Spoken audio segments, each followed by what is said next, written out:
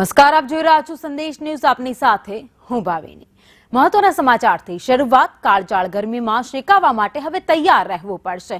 આજે સૌરાષ્ટ્ર, કચ્છ, દક્ષિણ ગુજરાતમાં ગરમીને લઈને યલો એલર્ટ હવામાન વિભાગે આપ્યું છે. અમદાવાદ સહિતના કેટલાક શહેરમાં તાપમાન 35 થી 36 ડિગ્રી રહી શકે. તો હાલમાં ઉત્તરથી ઉત્તર પૂર્વીય પવન ફૂંકાઈ રહ્યો છે, જેના કારણે ઉનાળા પહેલા જ ગરમીનો અહેસાસ થઈ રહ્યો છે. કાળઝાળ ગરમીમાં શેકાવા માટે હવે રાજ્યવાસીઓ તૈયાર રહેવાનું છે, કારણ કે હવામાન વિભાગે આગાહી કરી છે કે સૌરાષ્ટ્રના તમામ શહેર, કચ્છ આ સાથે દક્ષિણ ગુજરાતમાં યલો એલર્ટ આપવામાં આવ્યું છે, જ્યાં કાળઝાળ ગરમી પડી શકે છે.